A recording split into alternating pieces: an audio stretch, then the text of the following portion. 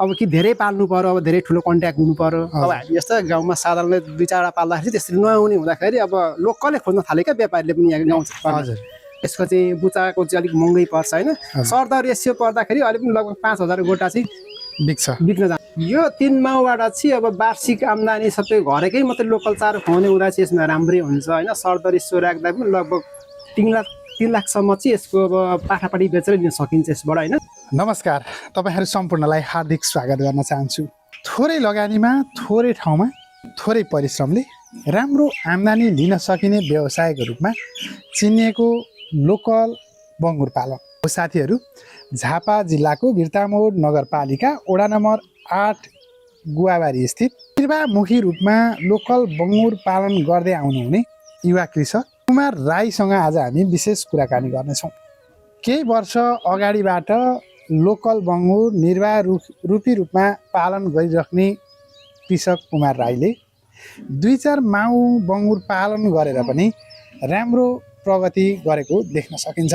आजको भिडियोमा विशेष गरी लोकल बङ्गुरका विषयमा चर्चा गर्नेछौँ। म यो भिडियोमा कुमार राईलाई हार्दिक स्वागत गर्न चाहन्छु। हजुर नमस्कार, मेरो नाम कुमार राई हो, बिर्तामोड 8 गुवाबारी। हजुरले चाहिँ लोकल बङ्गुर पालन विशेष गरी यो ग्रामीण क्षेत्रमा चाहिँ लोकल बङ्गुर पाल्नु भएको छ, यो कहिलेदेखि सुरु गर्नुभयो? यो बङ्गुर पालन त मैले पहिल्यैदेखि गरेको 10-12 वर्ष भयो। तर पहिला चाहिँ मासुको लागि पालिन्थ्यो 2-4वटा घरमा होइन। हजुर। अनि त्यस क्रममा यो नभएपछि पछाडि माउ पाल्नु भनेर चाहिँ अहिले माउ पाल्न थालेको लगभग 2 वर्ष जति भयो।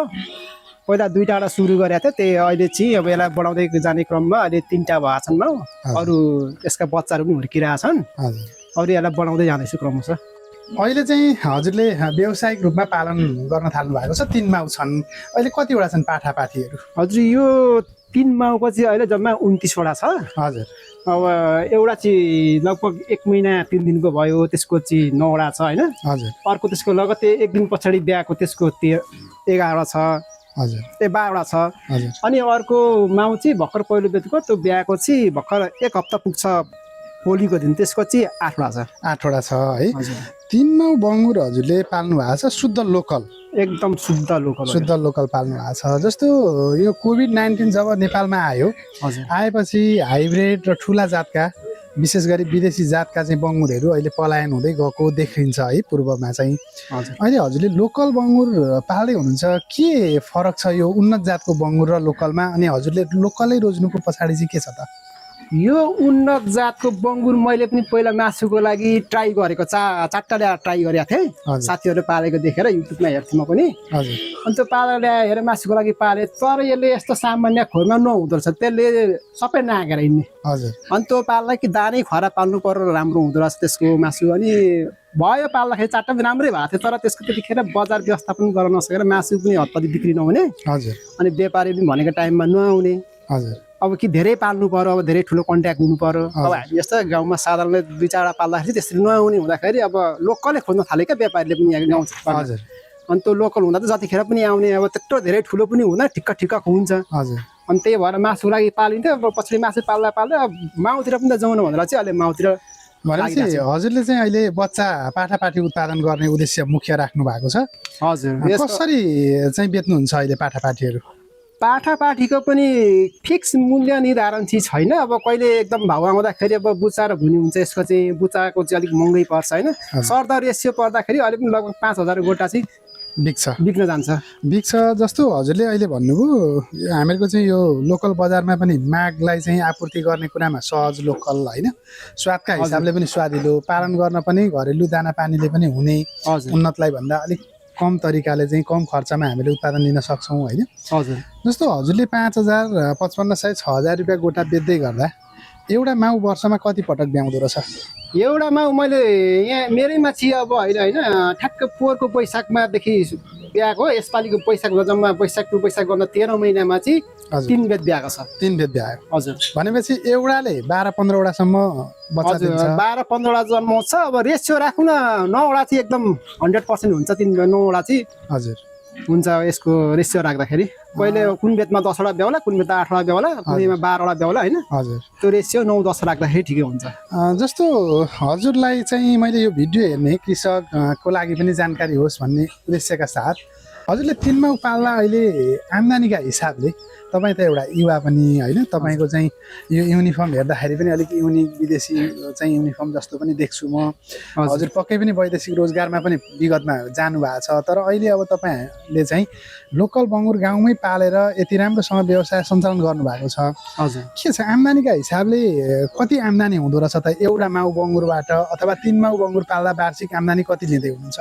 यो 3 माउबाट चाहिँ अब वार्षिक आम्दानी सबै घरकै मात्रै लोकल चारो खुवाउने हुँदा चाहिँ यसमा राम्रै हुन्छ होइन। सरदर यसो राख्दा पनि लगभग 3 लाखसम्म चाहिँ यसको अब पाठापाठी बेचेर लिन सकिन्छ यसबाट होइन। हजुर त्यसमा खर्च कटाउँदा पनि खर्च लगभग सबै गर्दाखेरि घरासी दाना हुन्छ होइन, त्यति खासै धेरै ठुलो त हुँदैन। हजुर खट्नु पर्यो होइन। अब अरू फिड दाना खरा पाल्ने हो भने त त्यति खासै मुनाफा हुँदैन। हजुर घरासी खर्चमा त्यति हुँदैन। त्यही पनि अब यसमा 3 बेचमा चाहिँ वार्षिक हिसाब गर्दाखेरि लगभग मुनाफा यसमा 2 लाखभन्दा माथि नै हुन्छ। 2 लाखभन्दा माथि खर्च कटाएर के छ यो 3 माउ बङ्गुरका पाठापाठी स्याहार गर्नेदेखि लिएर गोठखोरमा काम गर्ने चाहिँ तपाईँ एक्लै हुनुहुन्छ कि परिवारको सहयोग पनि पाउनुहुन्छ? यसमा त सम्पूर्ण परिवारको सहयोग नै हो नि, सबैले मिलिजुली गर्ने हो घरमा बसेपछि होइन। हजुर अब नानी केटाकेटीहरू पढ्न गइहाल्छन्, बुवा आमा पनि हुन्छ। हजुर अब यो फेरि हाम्रोमा चाहिँ यो बङ्गुर मात्रै पनि छैन, गाईहरू पनि छ। हजुर अब दुना गाईहरू पनि छ। गाईहरूलाई अब घरको श्रीमती आमा बुवा सबैजनाले हेर्नुहुन्छ। सबैजनाले चाहिँ गर्नुहुन्छ। वार्षिक तपाईँले 3 माउ बङ्गुरबाट खर्च कटाएर 2 लाख जति आम्दानी गर्नुहुन्छ?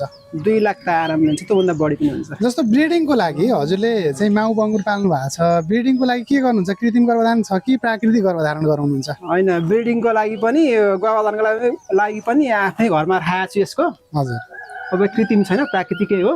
हजुर अब पहिला चाहिँ थिएन, अहिले भर्खर ल्याएर राखेको छु। अब चल्न थालेको छ। अब यो अहिले जन्मेका पाठाहरू पनि यसैबाट घरकैबाट भएको हो। पहिला चाहिँ थिएन र बाहिर लगिन्थ्यो। अब यो लान झन्झट, अब लैजा ले यसको गाडी भाडा गर्नुभन्दा बरु घरमै पाल्ने भनेर चाहिँ आखिर माउ पाल्न थालिहालिएको छ भनेर घरमै राखेको छु। अहिले चाहिँ तपाईँले पाठापाठी गाउँघरमै बिक्री गर्नुहुन्छ है? पाठापाठी अहिलेसम्म चाहिँ गाउँघरमै बिक्री गरिरहेको छु। यसो अब व्यापारी चाहिँ बोलाएको छैन, गाउँघरै बिक्री भइरहेको छ। हजुर जस्तो पाठापाठी हामी अन्तिमतिर आइसकेका छौँ होइन। यो भिडियो हेर्ने आम कृषकका लागि चाहिँ विशेष बङ्गुर पालनको सन्दर्भमा के सन्देश दिन चाहनुहुन्छ, के भन्न चाहनुहुन्छ? अब यो बङ्गुर पेसा भनेको अब निरन्तरता दिइराख्नु पर्यो। अब यस्तो केही बिक्री भएन यो भने बिचमा छोड्नु भएन, निरन्तरता दिइराख्यो भने चाहिँ यसबाट अवश्य सफल हुन सकिन्छ। जस्तो भिडियो हेरेर पाठापाठी खरिदका लागि अथवा कुनै सल्लाह सुझाव दिनका लागि हजुरलाई कसरी सम्पर्क गर्न सकिन्छ त? अब हजुरहरूले यो भिडियो हेरेर मलाई पाठापाठी र कुनै सल्लाह सुझावको लागि सम्पर्क गर्न चाहनुहुन्छ भने मेरो मोबाइल नम्बर चाहिँ 9826 94 38 46मा सम्पर्क गर्न सक्नुहुन्छ। जतिखेर बिर्तामोड 8 गुवाबारी। हजुरले समय दिनुभयो, हजुरलाई धेरै धेरै धन्यवाद। हजुरले मेरो पनि यसो फर्मको भिजिट गरेर मेरो यसो बङ्गुरको फर्मको भिडियो बनाइदिनु भएकोमा धेरै धेरै धन्यवाद। हस् त धन्यवाद।